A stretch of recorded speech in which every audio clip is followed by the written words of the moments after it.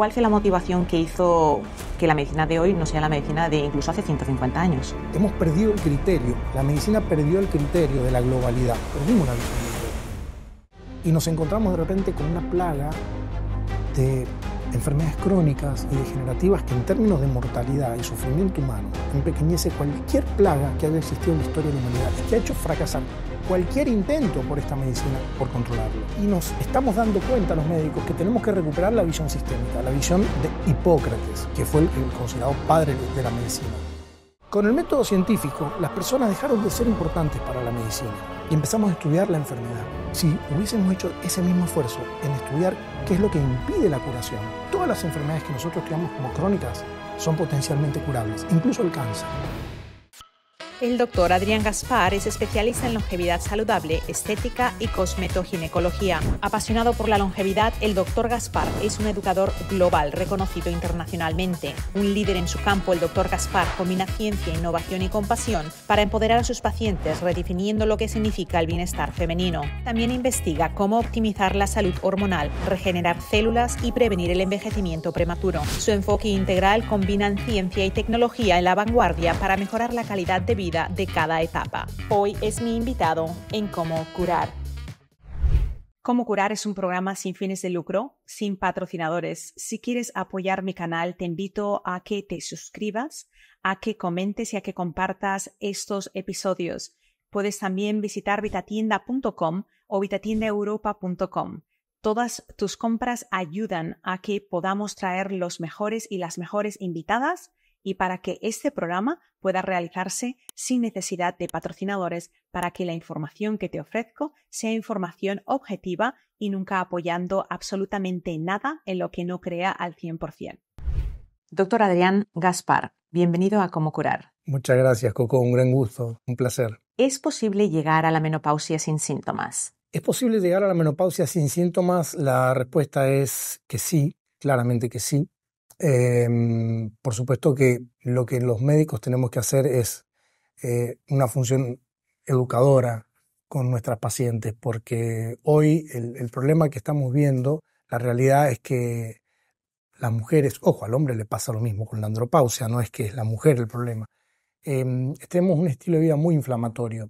¿Qué quiero decir? Desde que tenemos una alimentación muy refinada, muy procesada, y demasiado, por decirlo, la gente lo va a entender cuando yo diga estrés, pero en realidad lo que hay detrás del estrés, porque el estrés no es malo, el estrés es una respuesta adaptativa de nuestro cuerpo, lo que hay detrás del estrés es un escenario inflamatorio, claramente inflamatorio, que hace que eso comienza cuando uno es adolescente o cuando uno es niño, entonces no sufre síntomas porque tiene el efecto protector de estas hormonas llamadas esteroides.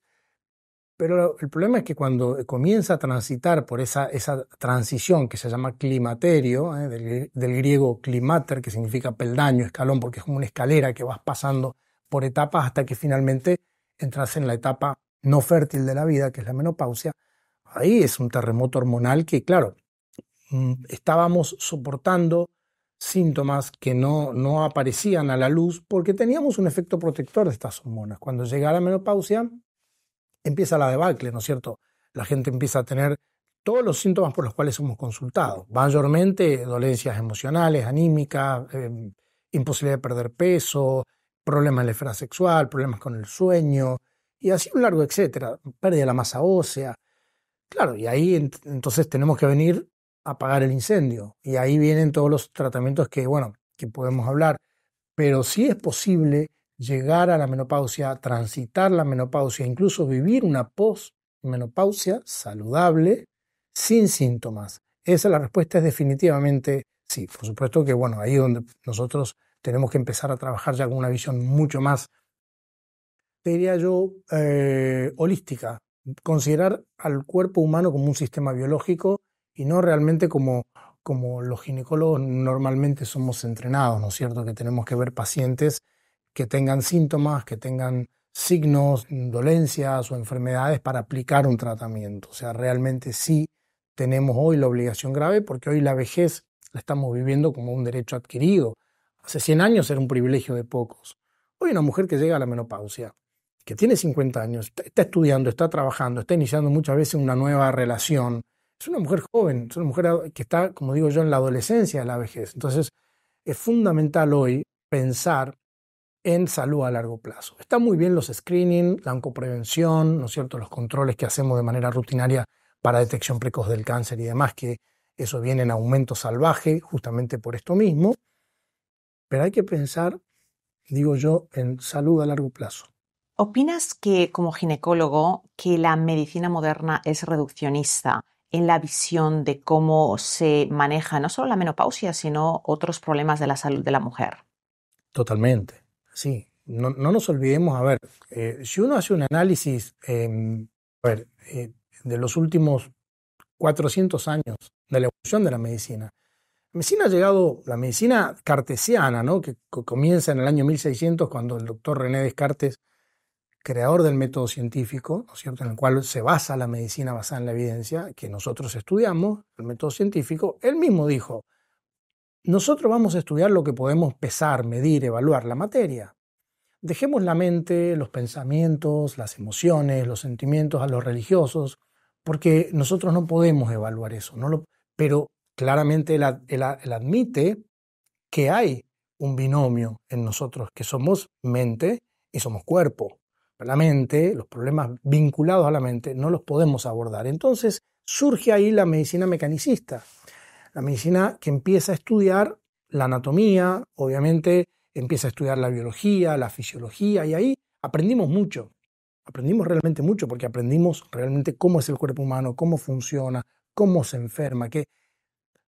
Pero surgieron las especialidades, de hecho, ¿no? Y dentro de las especialidades fueron surgiendo como subespecialidades, porque, por ejemplo, hoy vos hablas de biología, tenés la biología genética, la biología molecular, la histofisiología, y así en cada segmento fuimos fragmentando hasta llegar a la expresión máxima del reduccionismo, que fue poder descifrar nuestro genoma. A comienzo de este milenio pudimos descifrar nuestro código genético. Es decir, fíjate vos que cuando miramos para atrás, perdimos la visión del todo.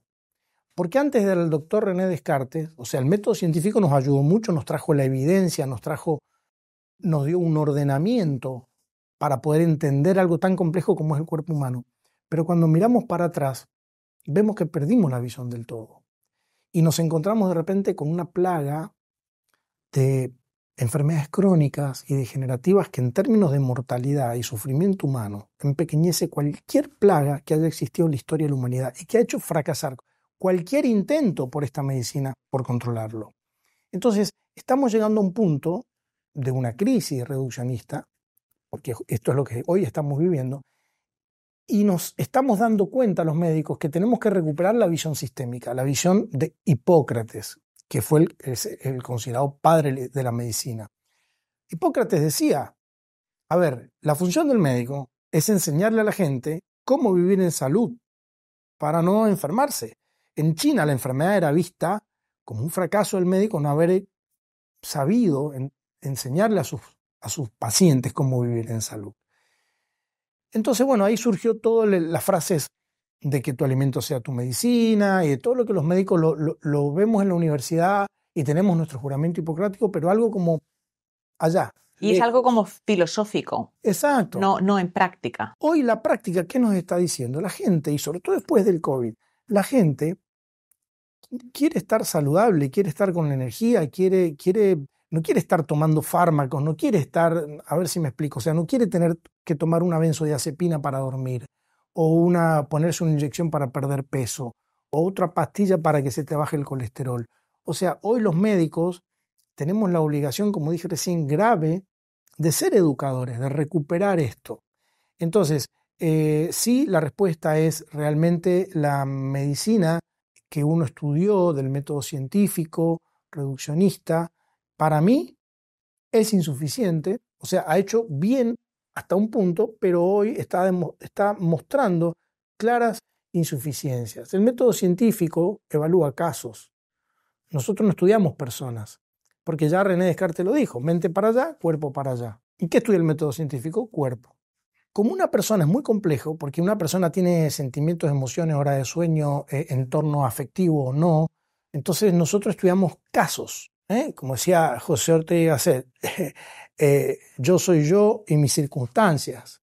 O sea, no puedes separar una persona de su circunstancia, sino se masifica, esa es la masa de José Ortega Gasset. El N de los papers, donde nosotros estudiamos, ¿no? Nosotros estudiamos una mujer con cáncer de mama, nosotros estudiamos el cáncer de mama, la hipertensión arterial, y son todos iguales. O sea, con el método científico, las personas dejaron de ser importantes para la medicina y empezamos a estudiar la enfermedad.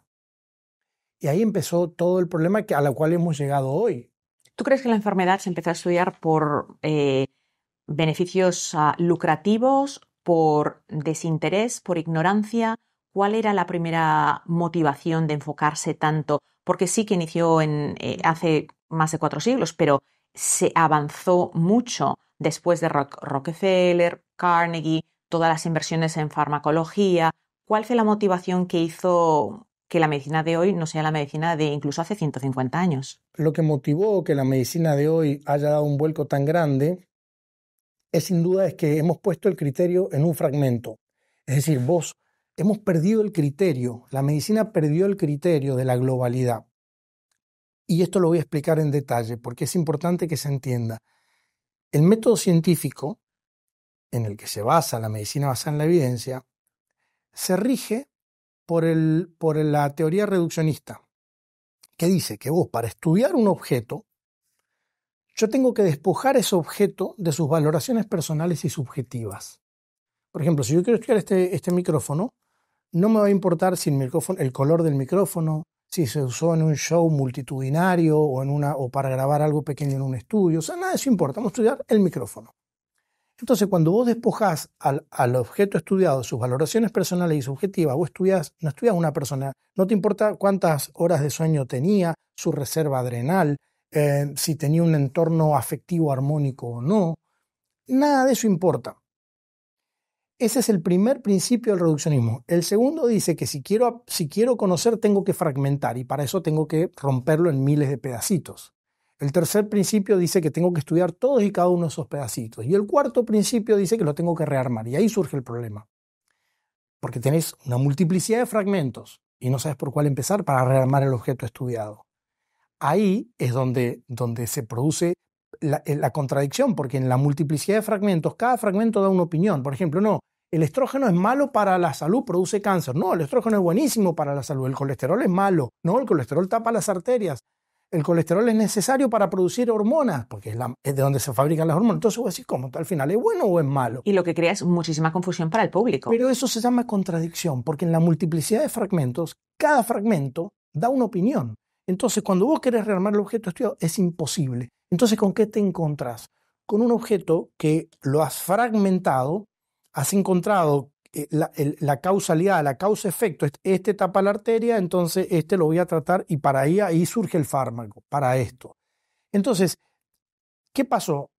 La medicina necesitó en algún punto de hacer frente a todos estos baches para los cuales hoy decimos no tenemos respuesta. Para decir una enfermedad crónica no sabemos por qué, porque al final no terminamos curando nada nosotros. No curamos el cáncer, no curamos el Alzheimer, no curamos la diabetes, no curamos las enfermedades autoinmunes, no curamos la patología cardiovascular. Estoy hablando de las dolencias que más nos están pegando. ¿Por qué?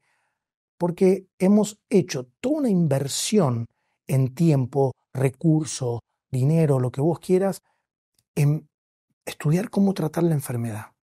Si hubiésemos hecho ese mismo esfuerzo en estudiar qué es lo que impide la curación, ese es el punto. ¿Por qué el cuerpo no se repara? Si nuestras células tienen una conciencia colectiva de reparación, las plantas se reparan solas, los animales se curan solos. ¿Por qué nosotros no nos curamos solos? Porque justamente la conciencia está, la conciencia colectiva de reparación está. ¿Pero por qué no lo hacen? Porque el medio no se lo permite. El mismo medio que le provoca a una mujer llegar a la menopausia y tener una debacle de síntomas, esas influencias, como decía José Ortega Gasset, las influencias son negativas, te terminan afectando. Entonces tu sistema no hace lo que sabe hacer, que es repararse. Entonces ahí venimos nosotros a tratar de apagar el incendio con lo que estudiamos, pero en realidad nosotros espantamos el humo del incendio, no apagamos el incendio. Y la realidad es que todas las enfermedades que nosotros estudiamos como crónicas son potencialmente curables, incluso el cáncer. Vos al cáncer lo puedes matar de hambre, si quieres podemos hablar de eso, porque el cáncer se alimenta del escenario inflamatorio que hoy la gente tiene, azúcar, glúcidos, carbohidratos refinados. Eso come el cáncer. Y es triste porque yo no lo estudié en la universidad ni en la residencia. Y eso es grave porque que no lo sepa mi papá, mi mamá, no son médicos, pero que yo, ginecólogo, que hice una residencia oncológica, operamos cáncer de mama, cáncer de ovario, yo hacía las quimioterapias, hacíamos la cirugía en la residencia, vivía adentro del hospital. Yo no le decía a mi paciente que no coma tiramisú, que no coma azúcares refinados. No tenía ni idea. En ese momento, cuando tú estabas ejerciendo tu carrera como residente, ¿tenías algo en una vocecita que te decía este no es el camino correcto, o simplemente en esa situación tú tenías la mentalidad que habías aprendido porque eras más joven? En ese momento yo recuerdo, yo siempre fui bastante estudioso y siempre fui de investigar y hablaba mucho con la gente. Incluso le preguntaba a mis jefes, mucho cáncer, algo estamos haciendo mal. No, es que estamos diagnosticando de manera precoz. Y no me convenció nunca eso, que estamos diagnosticando de manera precoz porque la gente ahora se hace los screening y esto y lo otro. Y realmente ahí fue donde yo dije, tiene que haber otra cosa, tiene que haber otra cosa. Conocí, ahí empecé a investigar cosas que los médicos no vamos a ir nunca a leer, en estudiar un poquito el metabolismo de los glúcidos, porque cuando uno estudia en la universidad, yo bioquímica, por ejemplo, yo quería ser médico, no quería estudiar bioquímica. Yo la estudié un día para pasar el examen al otro día y olvidarla al día siguiente. Déjame decirte que si no eres un buen bioquímico, nunca vas a poder ser un buen médico, jamás. Jamás, porque nosotros somos un sistema biológico que funciona con información nutricional, otro problema que nosotros no estudiamos, bioquímica nutricional. Estudiamos farmacología, no estudiamos qué es lo que hace funcionar correctamente el avatar, no lo estudiamos. Y lo otro es que aquí es a donde yo quería llegar. Yo conocí al doctor en la universidad, en la residencia, conocí los trabajos del doctor Otto Warburg, que fue premio Nobel de medicina, porque él fue el que dijo, el cáncer es una enfermedad comienza en una célula que no respira bien y que se alimenta de glucosa. Y él vio y estudió y fue premio Nobel. Y sin embargo, yo, como en ese momento haciendo oncología ginecológica y todos los oncólogos de mi ciudad, yo veía que ninguno le decía a una paciente, en este caso, si usted está haciendo su quimioterapia, usted puede colaborar si usted reduce y se alimenta, incorpora más fibra, retira los glúcidos, sobre todo los glúcidos veloces, como digo yo, los que no tienen fibra, los que son procesados. Y entonces ahí fue donde dije, no, esto no está bien porque no lo hacía nadie. Y sin embargo estábamos trabajando con costosísimas quimioterapias, con costosísimos procesos o tratamientos quirúrgicos, pero lo básico, no le sabíamos decir a la paciente. Una paciente un día me dijo, doctor, bueno, ya está, ya pasé la cirugía, ya hice la radioterapia, la quimioterapia, ahora estoy tomando el tamoxifeno, que es una medicación que se le da a las pacientes, ¿no es cierto?, por 5 años para anular el efecto de los receptores de estrógeno, etc. ¿Qué más puedo hacer? Y a mí se me acababan los argumentos, yo no sabía más nada, yo no tenía respuestas. ¿Cómo te sentías en aquel momento, una persona tan curiosa como tú, por no poder dar respuestas? Me sentía limitado, o sea, yo me sentía en el fondo satisfecho por haber hecho las cosas bien, siempre basándonos en primero no dañar, ¿no es cierto?, que es nuestro juramento hipocrático, primum non nocere. Pero me sentía limitado en todo, entonces me sentía limitado y fui descubriendo de a poco el mundo fascinante de la bioquímica nutricional, por ejemplo. Mirá lo que te estoy diciendo, bioquímica nutricional, y vos hoy agarrás a un chico que está rindiendo su última materia de la universidad a punto de graduarse de médico y no sabe nada de bioquímica nutricional, y eso es grave. Porque vos estudiás en primer año cómo es el cuerpo humano, en segundo cómo funciona, en tercero cómo se enferma, en cuarto cómo se diagnostica y en quinto y en sexto cómo se repara, o sea, cómo lo tratás. Pero en ningún punto estudias qué es lo que lo hace funcionar correctamente. La bioquímica nutricional. Segundo, tampoco estudiamos cuáles son las vías naturales de la curación. Nosotros tenemos canales naturales de curación. Los médicos no lo conocemos, ni siquiera sabemos, y mucho menos cómo se potencia eso. porque eso es algo básico, eso es algo que uno debería de chico, entrando en la universidad, ya ver eso, empezar con eso. Sin embargo, bueno, es todo un sistema que en algún momento, yo siempre digo, no sé si en 100, 200, 300, 500 años, esta medicina va a cambiar. Esta medicina va a cambiar porque no, ya llegó, ya nos dio todo lo que nos podía dar en términos de, porque hoy hasta con la inteligencia artificial vos tenés médicos, programas que te hacen diagnósticos más rápido y opciones terapéuticas más rápidas que uno de nosotros, o sea, pero lo que la inteligencia artificial no tiene, por lo menos por ahora, es criterio, porque ha sido cargada la información de manera reduccionista. Entonces ahí donde yo digo, donde yo vuelvo a la visión hipocrática, como decía, la visión hipocrática, que es la medicina, digamos, que rigió por más de 5.000 años, se basa en la máxima aristotélica. La máxima aristotélica dice que el todo es superior a la suma de las partes.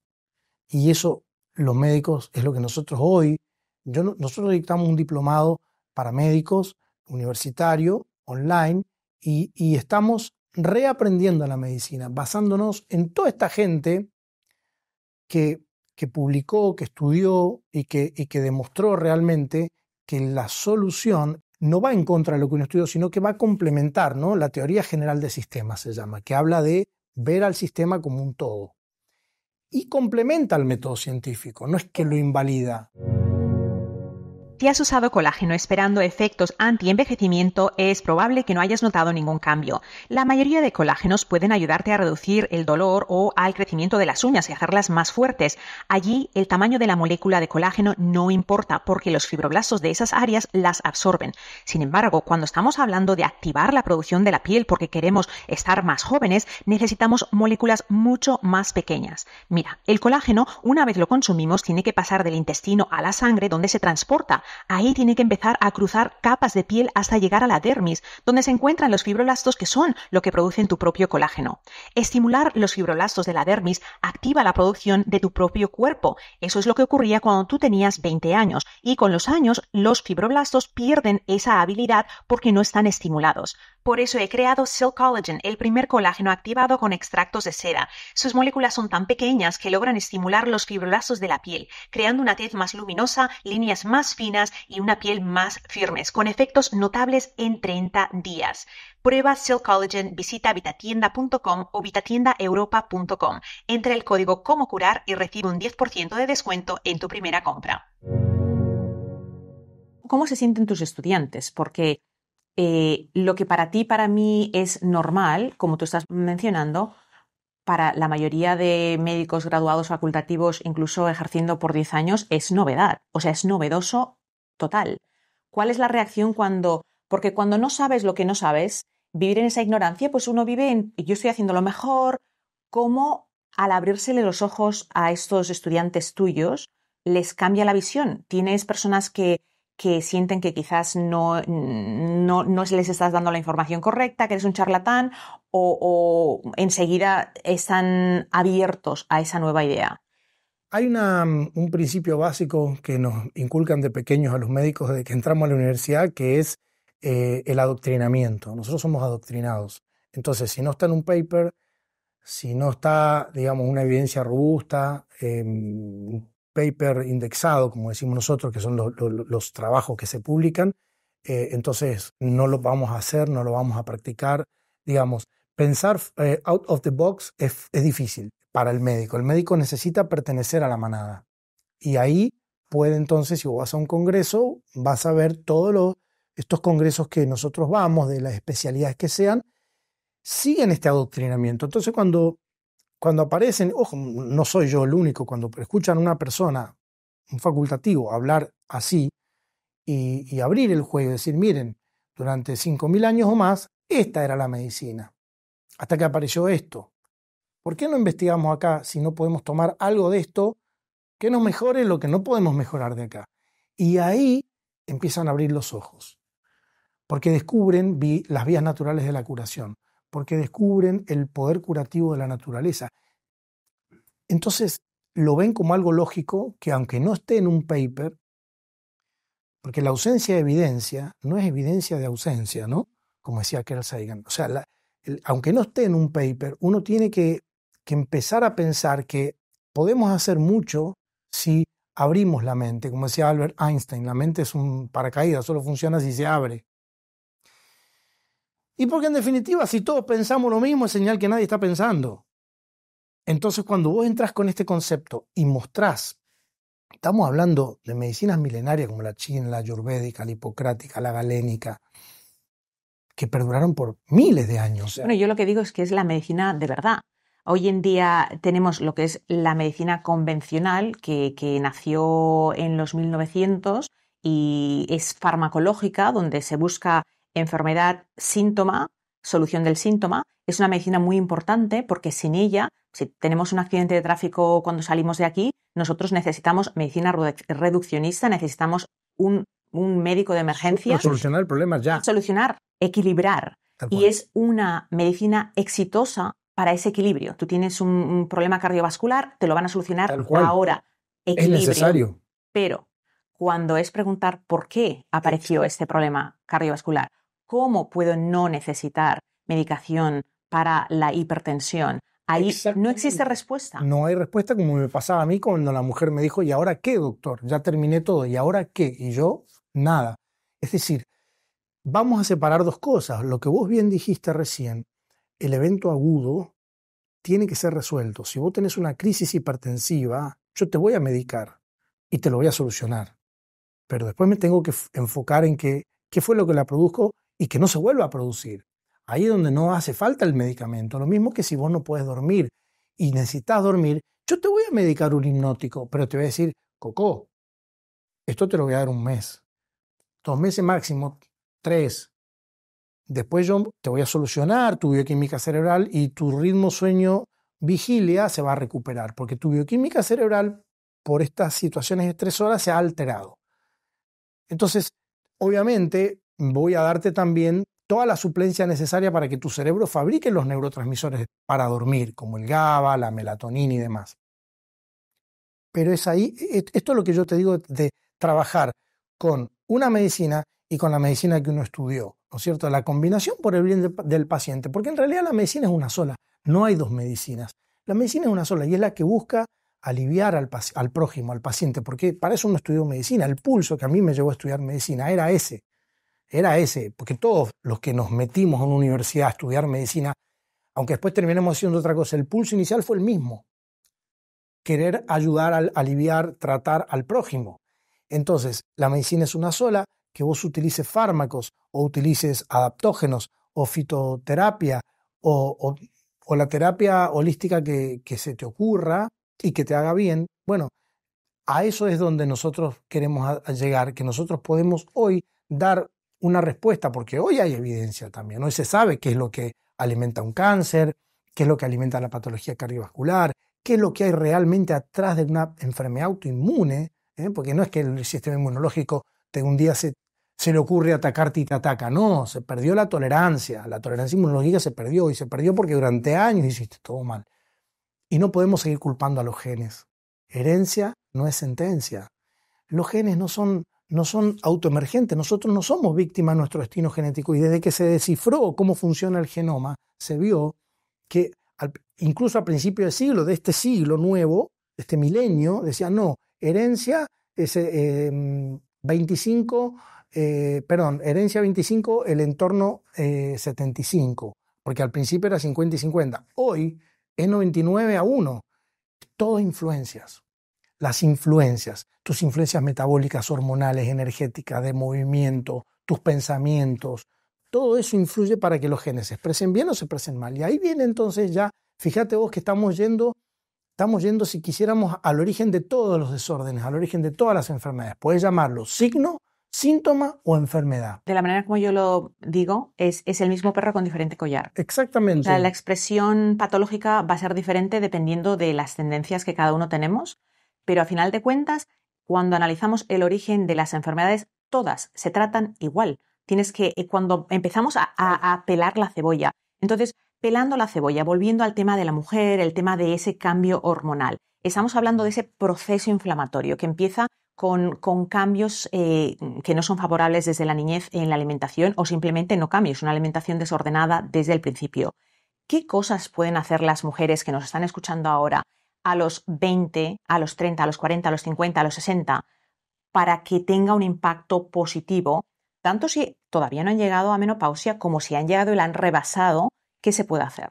Bueno, lo más importante para llegar a una menopausia saludable, sin síntomas, es empezar a orquestar cambios, no importa la edad que tengas, lo antes posible.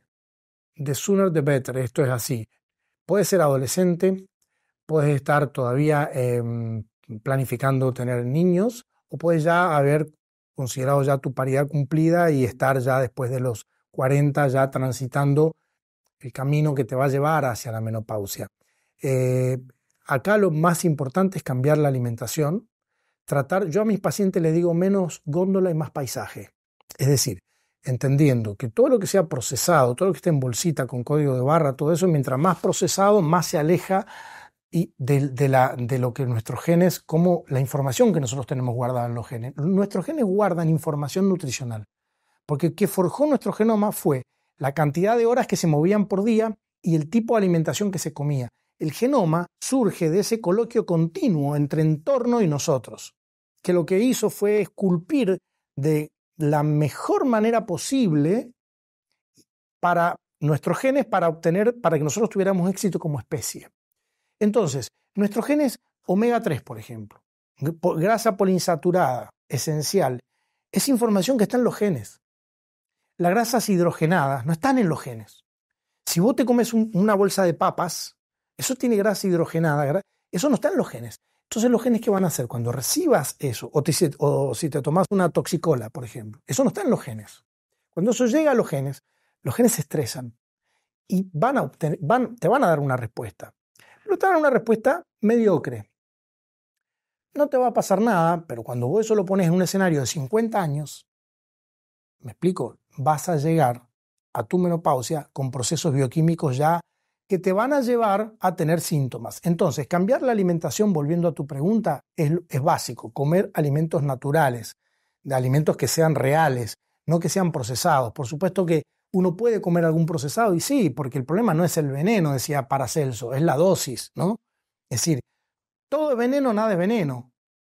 La dosis es el punto, porque hasta el agua te puede matar. Lo otro es tratar de controlar tu peso. Eso es fundamental. ¿Y lo recomendarías esto a partir de cierta edad? Porque a veces hay un poquito de, especialmente en la comunidad latinoamericana, es normal que una mujer tenga bebés, se engorde y esté gordita y es que fue mamá y ya el metabolismo está lento. ¿Por qué es importante? Yo diría, número 1, no ganar más peso del imprescindible durante el embarazo, y eso tú lo sabes mucho mejor que yo. Y número 2, ese exceso de peso, preocuparte por regularlo y llegar a un peso saludable lo antes posible. Es tan importante controlar el peso, pero tan importante controlar el peso cuando uno es joven, llegar a la senescencia, ahora definimos senescencia, con el peso lo más cercano al peso ideal. Y te explico por qué. Hay que desatanizar el sobrepeso, porque nosotros somos ahorradores de grasa. Nosotros somos ahorradores y quemadores de grasa, porque en el pasado, en la era paleolítica, cuando no teníamos alimentos, nosotros desarrollamos esta capacidad de engordar. Para guardar, suponete, cazábamos un animal, no lo teníamos que comer todo, porque no había freezer, no había cómo conservarlo. Una carne, ¿cuánta lo puedes guardar? 3-4 días se estropea. O te encontrabas un árbol con frutas, te lo tenías que comer todo, porque la fruta la podés guardar que 4 o 5 días, una semana, se pudre. Entonces, eso hacen los animales. El oso, cuando va a invernar, come, se sobrealimenta, engorda, y después inverna 3 meses que tiene la reserva. Entonces ahí adelgaza y vuelve a salir, y son ciclos. Nosotros éramos iguales. Subíamos de peso, cuando comíamos, engordábamos, para eso desarrollamos un mecanismo que se llama lipogénesis, que es ganar grasa. La grasa es como uno ahorra energía, grasa. Y cuando venía la escasez, usábamos esa grasa. Entonces, así sobrevivimos. Esos genes los tenemos porque nuestro genoma es paleolítico, o sea, el genoma no ha cambiado. El genoma acá ha cambiado 0.02% en los últimos 20.000 años. Estamos hablando que el paleolítico son 10.000 años atrás, o sea, tenemos un genoma paleolítico. 100%, un genoma cazador-recolector, ¿sí? ¿Cuál es la realidad hoy? Que frente a estos alimentos que generan una gran capacidad de producir insulina, como son los procesados, la insulina es la hormona del ahorro, es la hormona que nos permitió la sobrevida, engordábamos. Entonces, ¿ahora qué hace el cuerpo? Engorda, porque están los genes. Pero ¿qué pasa? No se gasta eso después como una reserva energética, porque no pasamos después 10 días sin comer o una semana sin alimentos. Al otro día volvemos a comer y al otro día volvemos a comer. ¿Y qué es lo que hemos aprendido?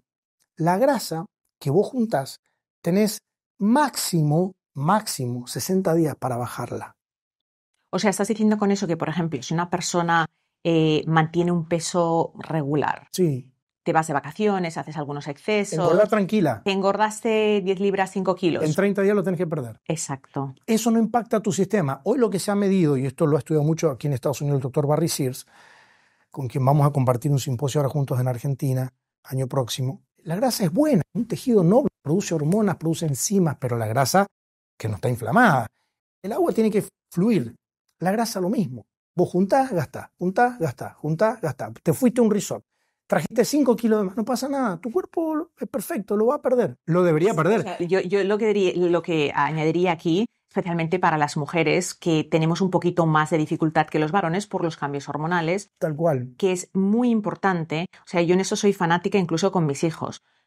Tenemos que tener un peso, nos pesamos con regularidad y si haces unos excesos y ves que hay un cambio de peso, lo importante Ajustar. es volverte, se tiene que ajustar. Hemos tenido un aporte calórico más elevado, hemos quizás tomado unas copas de más, regresar lo antes posible. Es lo que yo le explico a mis pacientes. Vos andá tranquila, disfrutá, relajá, recargá pilas, reserva adrenal, como le digo yo. Porque vos podés ensuciar, el sistema tiene la capacidad, tiene vías de drenaje, de detoxificación, que te las podemos mencionar después, que hoy están bloqueadas porque la gente, ¿qué pasa? ¿Por qué no pierde peso? ¿Por qué vuelve de su resort con 4 kilos de más y no puede perder peso? Entonces van ganando, ¿viste? 1 kilo, 2 kilos por año. Cuando pasaron 20 años, dice, doctor, mira, desde que me casé hasta acá tengo 20 kilos, puedo bajar, hago dieta y bajo 2 kilos, 1 como mucho, y ahí se frena. Porque la bioquímica está afectada. La ganancia de peso y la pérdida de peso se llaman lipogénesis y lipólisis. Son procesos bioquímicos que se controlan enzimática y hormonalmente. Es lo que la gente le llama el metabolismo. Cuando eso no está bien, no vas a perder peso. Y vos decís entonces, ¿pero cómo?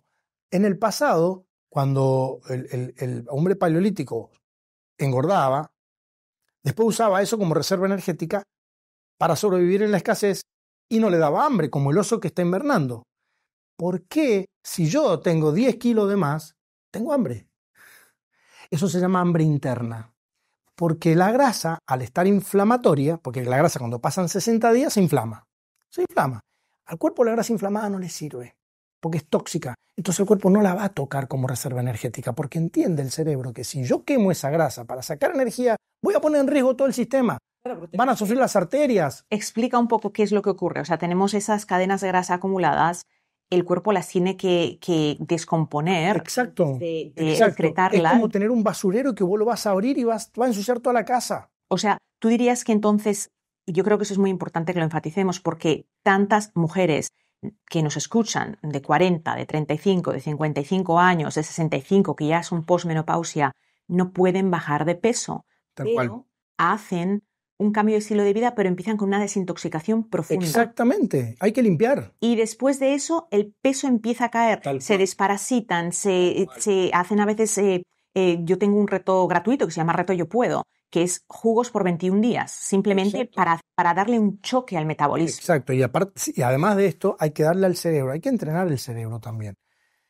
Porque vos te puedes hacer una cirugía bariátrica, pero el cerebro no se opera. El cerebro entendió que en los últimos 10 años o en los últimos 20 años de tu vida, vos te alimentaste de manera de ahorrar, diste la orden de ahorrar, porque subiste la insulina. Acordémonos que la insulina es la hormona del ahorro. O sea que cada vez que consumimos algo que dispara la insulina, pasta, le estás diciendo al cuerpo, ahorre. Tenemos que guardar esa grasita. Tenemos que guardar. El cuerpo entiende, vos le das la orden al cuerpo de guardar. La insulina es fundamental. Sin insulina no hubiésemos sobrevivido. nosotros somos genéticamente resistentes a la insulina, porque esa resistencia a la insulina nos permitió el ahorro, como los osos que van a invernar. Se hacen resistentes para juntar, se meten a la cueva, están 3 meses sin comer y salen y después vuelven a cazar otra vez.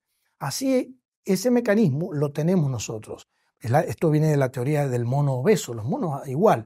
Entonces vos te haces resistente a la insulina, vos tenés esa resistencia encubierta en tus genes, pero antes los alimentos no eran glúcidos refinados, que no existía las bebidas cola o gaseosas que disparan la insulina 7 veces, como hoy. Tampoco teníamos máquinas de hacer jugo de fruta. Tampoco nada. Para tomar inyecciones de fructosa. Claro, fructosa a chorro. Entonces, ¿qué pasa? Vos cuando empezás a subir la insulina, el cerebro, ¿qué hace? El ponderostato, que está acá en el hipotálamo, el ponderostato es como el termostato, pero del peso.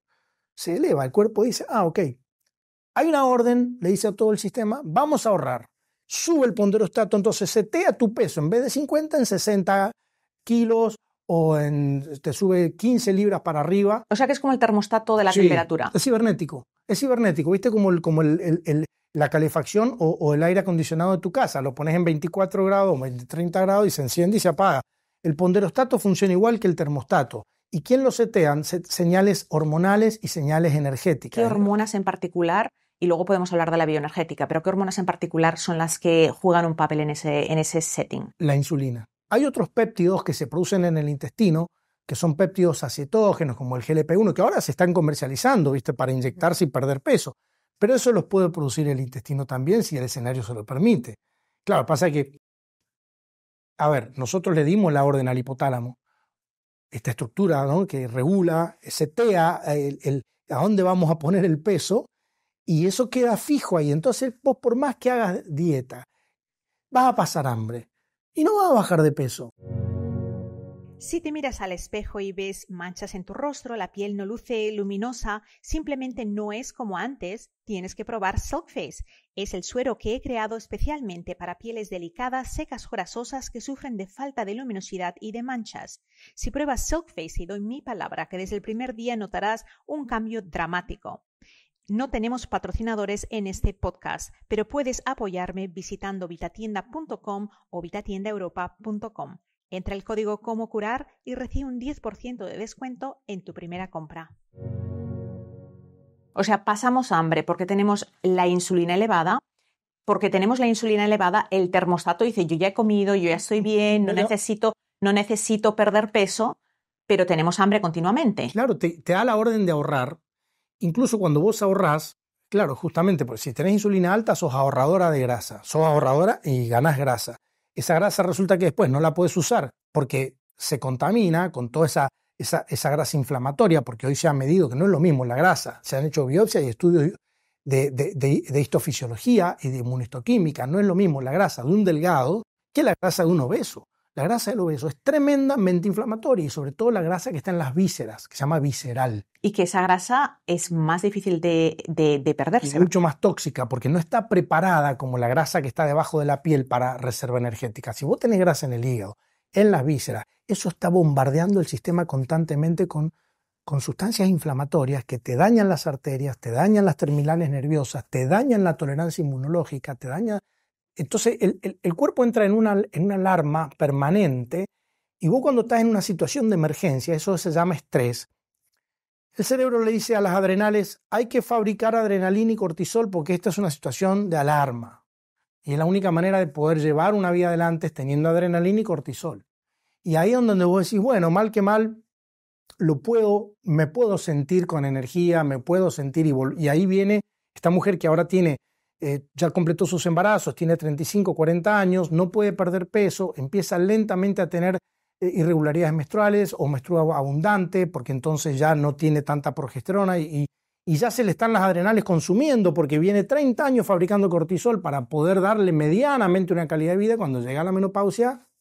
Adrián, creo que eso es muy importante que lo expliques con detalle.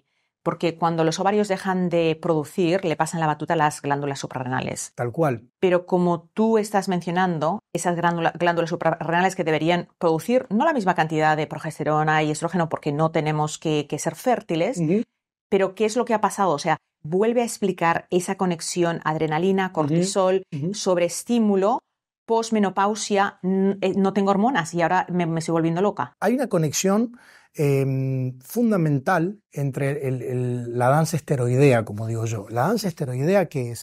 Cuando la mujer está en su etapa fértil, los esteroides se fabrican mensualmente en los ovarios, ¿no es cierto? Tenés estrógeno, tenés progesterona, tenés también testosterona. Los ovarios, recordemos que tienen exclusivamente las gónadas función reproductiva. Nada más. Son para generar reproducción y continuar con la especie. Cuando se acaba la función reproductiva del ovario, quien toma el comando esteroideo del sistema son dos glandulitas pequeñitas que se llaman adrenales. Ad en latín quiere decir sobre o encima de. Adrenal o arriba del riñón, suprarrenal. Las adrenales producen esteroides en su corteza y en su interior, que es la médula, producen catecolaminas, que son la adrenalina y la noradrenalina. Estas son hormonas del estrés, son las hormonas que te preparan para la lucha, la huida. Porque en el pasado se luchaba, se huía. Los animales todos la tienen desarrollado esto. Para nosotros estrés, por ejemplo, es comer refinado, es no dormir bien, es tener grasa de más, es tener más de 60 o 80 mil momentos magnéticos o pensamientos en el cerebro por día, sino poner nunca una mente en blanco, por ejemplo, para cortar ese flujo energético que te estresa. Entonces vos, adrenalina, la adrenalina te mantiene, te sube la presión. Pues hay tanta gente hoy, ¿no? Fíjate lo que te estoy diciendo. Te pone las arterias duras, te quema la cabeza, porque si bien es necesaria, pero en exceso todo es tóxico. Entonces, ¿qué hace el cuerpo?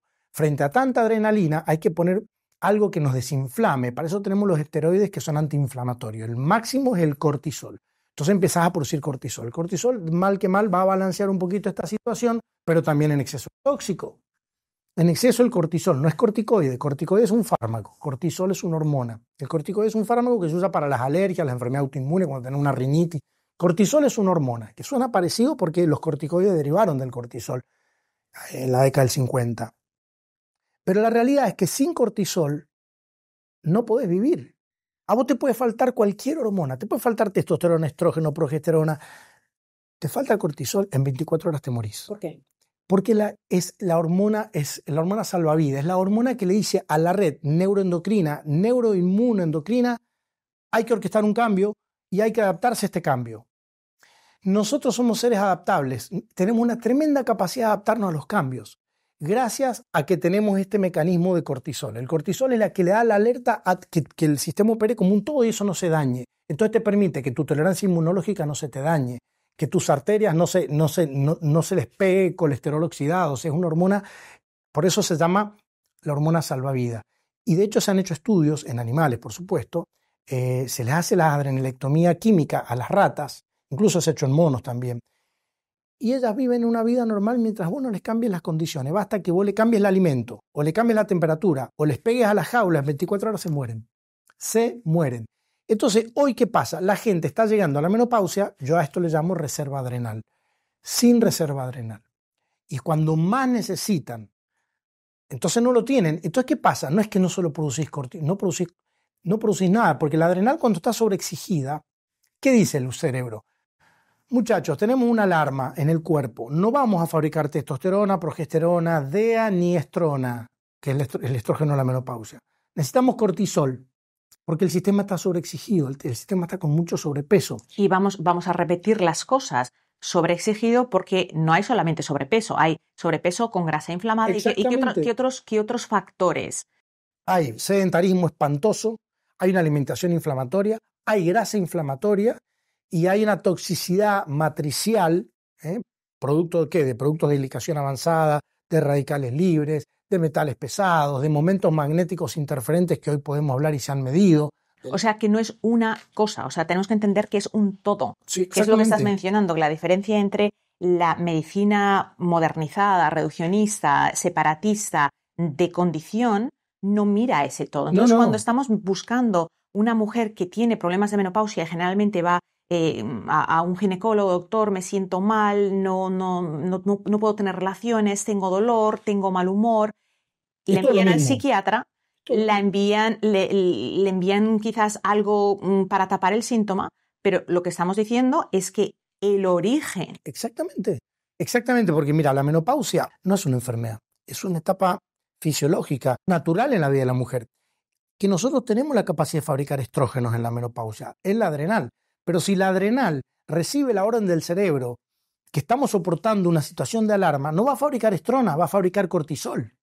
Entonces te va a faltar estrógeno y te van a dar síntomas por carencia estrogénica. Entonces ahí nosotros ¿qué tenemos que hacer? Darle el estrógeno, porque si no estás con los hot flashes, estás con todos los síntomas, pero yo te voy a dar el estrógeno para mejorarte los síntomas, pero mientras tanto tengo que preocuparme por apagar el incendio. Porque si no, tu adrenal, vos los estrógenos los tenés que fabricar vos. El GABA para dormir lo tenés que fabricar vos. Yo te lo voy a dar, te voy a inducir el sueño, te voy a dar por un tiempo. Después vos tenés que cambiar las condiciones. O sea, la gente tiene que entender que no puede depositar lo más valioso que tiene, que es su salud, en un sistema que ha sido diseñado para tratar la enfermedad. El sistema está diseñado para tratar la enfermedad. Entonces vos tenés que tomar la salud por tus propias manos y ponerte a ver que realmente existen hoy estas líneas de profesionales que pensamos distinto y que hoy tenemos las herramientas para hacer frente a este escenario que hoy es totalmente inflamatorio y que está bien. Te voy a tener que dar algo para dormir inicialmente porque has venido con insomnio, con hot flashes y algo que logre la magia rápido, como digo yo, tengo que usar píldoras mágicas, no tengo otra forma.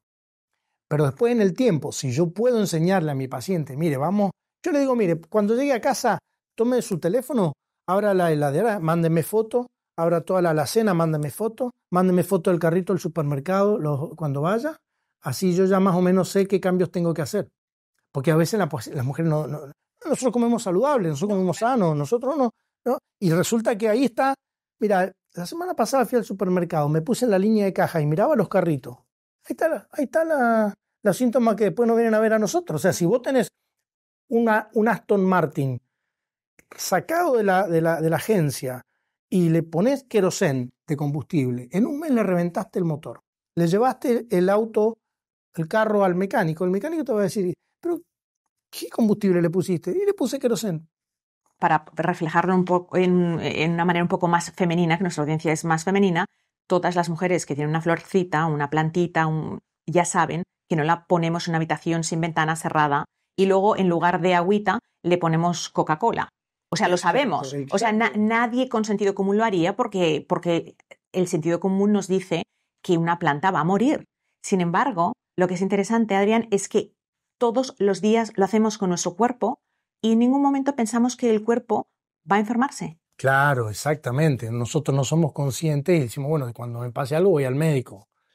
Y me harán la pastillita mágica. Exactamente. Y es realmente, mira, yo lo hablaba con una paciente hace poco, me vino a ver porque obviamente no se sentía bien y ya había ido, como dijiste vos recién. El psiquiatra le había dado algo para dormir. Tenía alergias en la piel, había ido al dermatólogo, le había dado también un esteroide para la dermatitis. Tenía un problema digestivo y estreñimiento, fue al gastroenterólogo, también le dieron algo y finalmente fue al ginecólogo porque tenía desórdenes menstruales y también le dieron, y vino polimedicada y le digo, ¿y cómo te sentís? Muy mal. Claramente le estamos dando para resolver el síntoma emergente, no está haciendo el efecto de moverla a la mujer hacia el terreno del bienestar, del sentirse bien, porque la salud no es solo la ausencia de enfermedad, es estar bien, es sentirse bien, sentirse pleno, sentirse contento. Ese es el concepto de la Organización Mundial de la Salud, de salud. Entonces, acá es donde yo le digo a las pacientes, yo te voy a hacer responsable a vos de tu salud y yo te voy a enseñar a orquestar los cambios. No necesitas tomar costosísimos suplementos para estar saludable en la menopausia. Hay más suplementos en la naturaleza que en todas las farmacias juntas. Es cuestión de saber comer. En eso, bueno, yo no soy nutricionista, trabajo con un equipo de nutricionistas que me acompañan en la consulta, tanto presencial como virtual, y yo he aprendido mucho de nutrición sin ser nutricionista. Tuve que aprender porque soy médico. Y es lo que hace funcionar al cuerpo, son los nutrientes. Entonces yo tuve que aprender de grasas saludables, de carbohidratos con fibra, sin fibra, de aminoácidos esenciales y ciertos nutrientes que potencian estas vías naturales de curación. Dime, ¿cuáles son los 5 síntomas que una mujer que quizás todavía no ha llegado a menopausia tiene condiciones que indican que si no se hacen cambios futuros tempranos, esa menopausia va a tener el resultado que queremos evitar: engordar, envejecimiento prematuro, resequedad, libido baja? Dame las 5 condiciones más comunes. Lo más importante, que te sientas cansada, o sea, que veas que llegan las 2 de la tarde o mediodía y se te apaga el sistema, cuando el teléfono se te queda sin batería, una cosa así. Fatiga, cansancio, pero ya de temprano. Una cosa es que vos te sientas cansada en la noche, porque trabajaste todo el día, eso es normal, o sea, tenés que descansar. Segundo, trastorno que te cueste perder peso. O sea, antes subías de peso, lo bajaba. Ahora ya no podés bajar de peso. Ese es otro. Tercero, que tengas trastornos en el sueño. Tanto ya sea que te cueste dormir o que te despiertes en la noche. Esos 3, te diría, son tal vez los que más impacto van a tener después en la posmenopausia.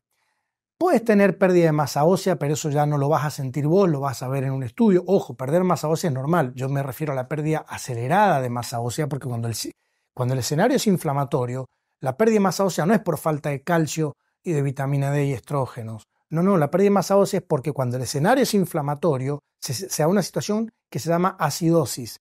Y la acidosis hay que neutralizarla. ¿Y qué usa el cuerpo para eso? Magnesio y calcio. ¿Y a quién se lo saca? Al hueso. Por eso los huesos se desmineralizan. No, son las mareas glucídicas, son las mareas de carbohidratos veloces de que está comiendo que le está desmineralizando los huesos. Entonces eso genera también simpaticotonía o escenario inflamatorio. Y por último, hay que controlar la insulina. Porque los médicos no pedimos insulina, pedimos la glucosa, la glicemia o glucemia, pero siempre te sale normal. Explica cuál es la diferencia, porque hay siempre gente nueva en el canal. ¿Cuál es la diferencia entre tenemos niveles de glucosa en sangre de 90, fenomenales, pero a expensas de una insulina elevadísima? Pero ¿cuál es el mecanismo? Claro, la glucosa es o glúcido o lo que es carbohidratos, como se lo conoce, o glucosa, se mide en la sangre porque justamente es el combustible de las células, la glucosa. O sea, vos si tenés una hipoglucemia, por ejemplo, si vos haces ayunos, generalmente la glucosa la tenés baja. Entonces, pero el problema no es eso, el problema es que hoy la glucosa está elevada, eso se llama prediabetes, y cuando está muy elevada es diabetes. Pero hoy la gente tiene una glucosa en ayunas tal vez normal, 85, ponele, 90, pero la insulina, que es la hormona que se produce, la produce el páncreas para meter la glucosa adentro de la célula, es como un carrito que toma la glucosa de la sangre y se la da a la célula. Bueno, cuando vos comes alimentos que tienen mucha glucosa y sobre todo estos glúcidos que son refinados, que no tienen fibra, se absorben rápido y eso promueve que la insulina se dispare. Eso es peligrosísimo.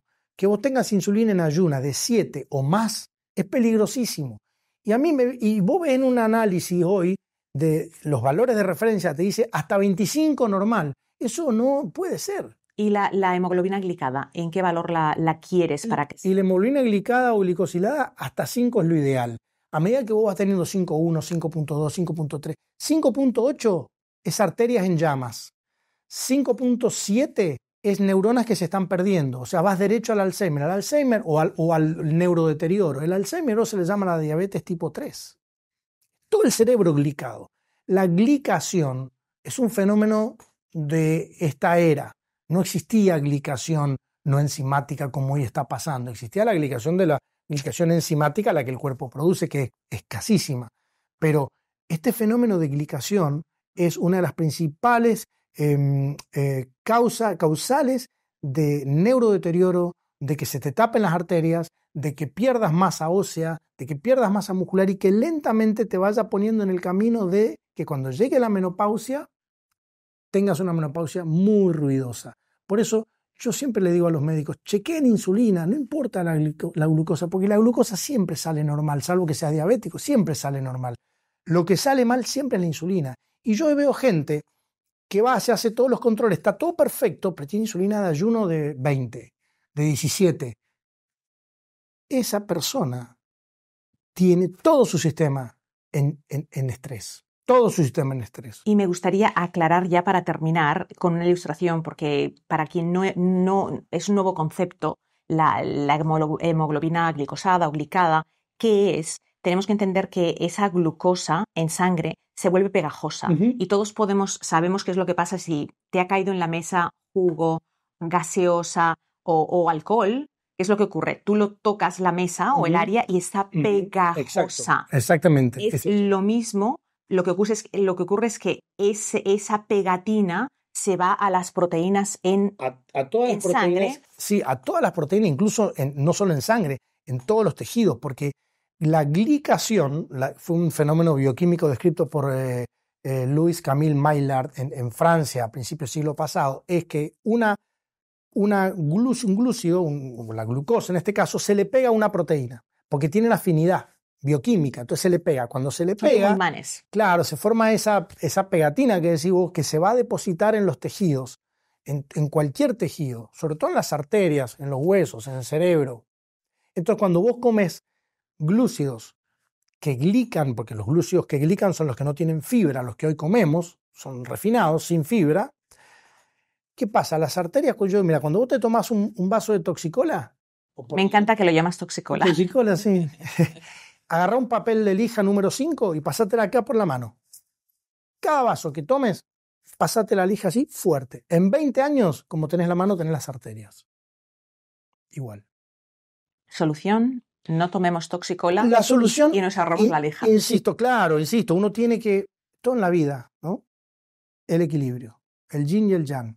Simpático, parasimpático, hambre y saciedad, sueño, vigilia, como digo yo a mis pacientes. O sea, vos, si no estás dismetabólica, o sea, si tu insulina de ayuno es de 5, de 4, tu hemoglobina glicosilada es de 5, 5,1, disfrutate un tiramisú tranquila, porque tu sistema lo sabe gerenciar, no estás con la adrenal así estrujada, lo podés gerenciar.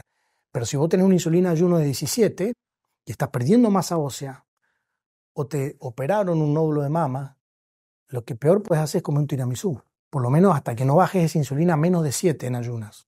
Entonces, vos, no es lo mismo que yo me coma un tiramisú, le digo a mi paciente, a que vos que te acaban de operar un cáncer te comas un tiramisú. Vos en este minuto no podés. Tenés que primero solucionar, ajustar tus resortes metabólicos de manera tal que cuando vos metas un glúcido refinado, no te glique.